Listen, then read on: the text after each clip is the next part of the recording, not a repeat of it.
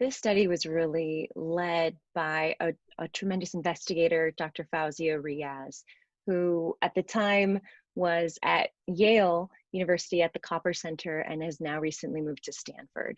And when she designed this study, she was really interested in this end of life quality measure that it's often used, which is that patients who are at the very end of their lives, it's not really considered a good practice to administer really aggressive therapy at the end of someone's life, because it's likely to just add a lot of distress to these patients and add unnecessary costs when it's the least likely that they're going to achieve meaningful health gains from these things.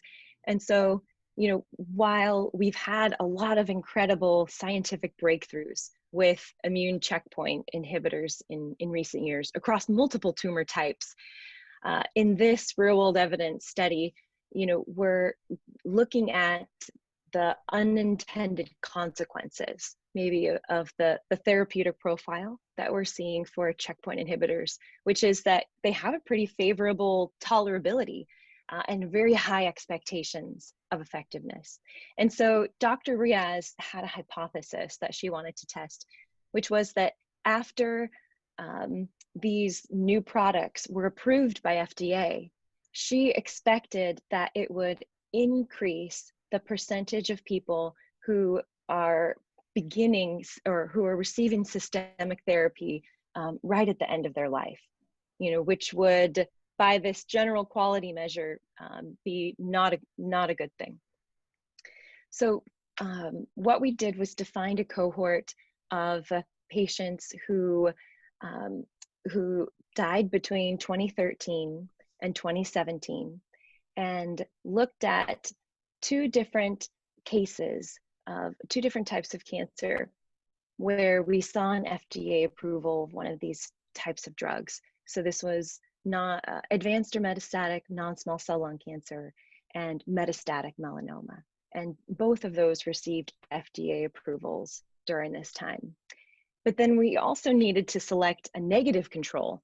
So we wanted to make sure that we could attribute really changes in the end of life care to approvals of these drugs and make sure that it wasn't just something else that was going on in the world at the same time. And so for that negative control, we chose colorectal cancer because during this time period, there were no medications of this type that were approved by FDA in that time period. And so we wouldn't expect a similar increase if there was one.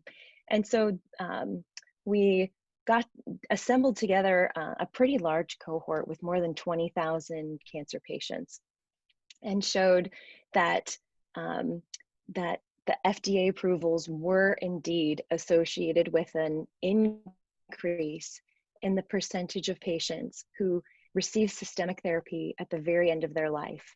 And the biggest driver of that was really the use of these checkpoint inhibitors.